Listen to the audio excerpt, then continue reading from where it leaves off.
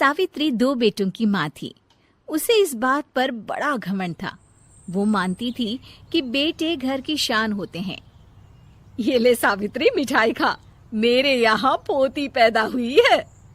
ये सुनते ही सावित्री मुंह बना के कहती है, अरे तू तो लुट गई, बर्बाद हो गई, तेरे यहाँ लड़की पैदा हो गई।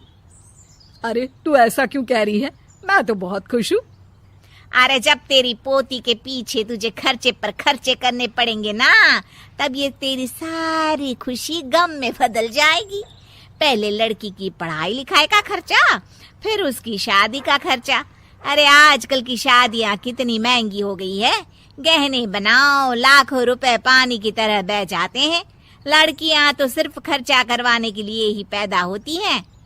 इस तरह लड़कियों के प्रति अपने विचार व्यक्त करते हुए सावित्री ममता को लंबा चौड़ा भाषण देके चली जाती है।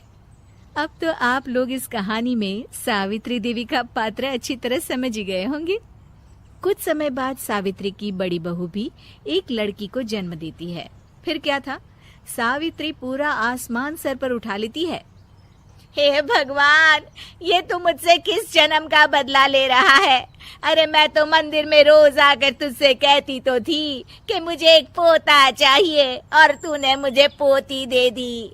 इतनी मिठाइयाँ और प्रसाद चढ़ाने का क्या फायदा हुआ?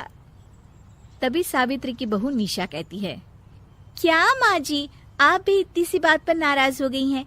देखिए तो आपकी पोती कितनी सुंदर है, बिल्कुल आप पर गई है।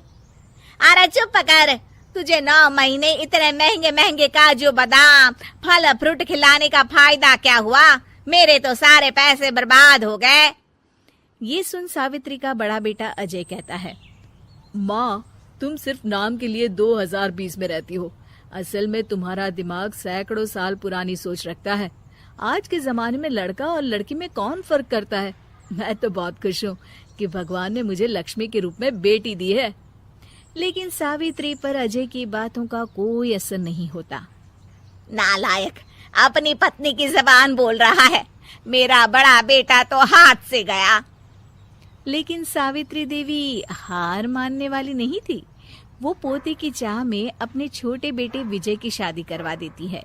कुछ समय बाद आखिरकार वो दिन आ ही जाता है जब सावित्री की छोटी बहू गर्भवती हो जाती है।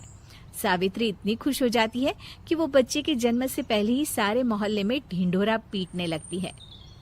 ये क्या सावित्री, तू तो पोते के जन्म से पहले ही मिठाई बांट रही है।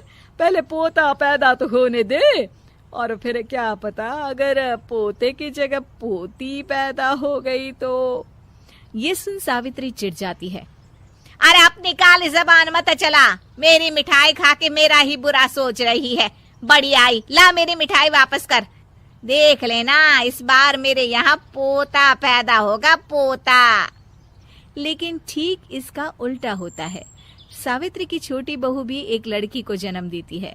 सावित्री फिर से रोना धोना शुरू कर देती है और अपनी छोटी बहू को कोसते हुए भला बुरा कहने लगती है। देखते ही देखते ये सावित्री की रोज की आदत हो जाती है। एक दिन उसकी इस आदत से परेशान होकर विजय अपने भाई अजय से कहता है, भैया, माँ खुद एक औरत होकर हमारी बेटियों को पसंद नहीं करती, उल्टा उन्हें रोज कोसती रहती है। मुझे माँ की यह आदत बिल्कुल पसंद नहीं आती। अरे तू ठीक कहता है, मैं भी अब माँ से तंग आ गया हूँ। अच्छा, तो अब तुम दोनों इस तरह पीठ पीछे मेरी बुराई भी करने लग गए हो?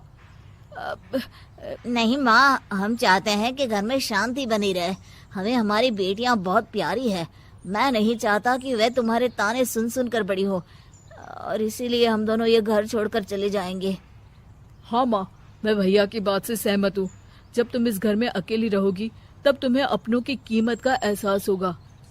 अपने दोनों बेटों के मुंह से अपनी माँ के लिए इतने कठोर शब्द सुन सावित्री भावुक और रुआंसी होकर कहती है, क्या सच में तुम दोनों मुझे इस घर में अकेली छोड़कर चले जाओगे? हाँ माँ। हाँ माँ, अब पानी सर के ऊपर जा चुका है। मैं तुम दोनों के बिना नहीं रह सकती। अपनी सास के आंसू देख अजय और विजय की पत्नी अपने पतियों से लड़ पड़ती है। अरे जिसे जाना है वो जाए, मैं माँ जी को छोड़कर कहीं नहीं जाने वाली। भाभी, आप ये क्या कह रही हैं? वही जो तुम सुन रहे हो, दीदी बिल्कुल सही कह रही है। हम बेटियों के संस्कार हमें सिखाते हैं कि सास माँ समान नहीं बल्कि माँ ही होती है और उस माँ की जिंदगी भर सेवा की जाती है। बेटे अपना फर्ज भूल सकते हैं, लेकिन बेटियां नहीं। आप दोनों शौक से जा सकते हैं। माँ जी, हम दोनों के रहते आपको किसी बात की फिक्र करने की जरूरत नहीं। फिर क्या था, सावित्री के ऊपर छाए बेटों के घमंड के बादल उसकी बेटी स्वरूप बहुओं के तेज के आगे आंसू के रूप में परिवर्तित होकर सावित्री की आंखों से बहने लगते हैं और वो उन दोनों को गले लगा लेती है। मैं जिंदगी भर बेटियों को कोसती रही, लेकिन आज तुम दोनों को देख मुझे समझ आ गया कि बड़े अभागे होते हैं वो लोग जिनके घर बेटी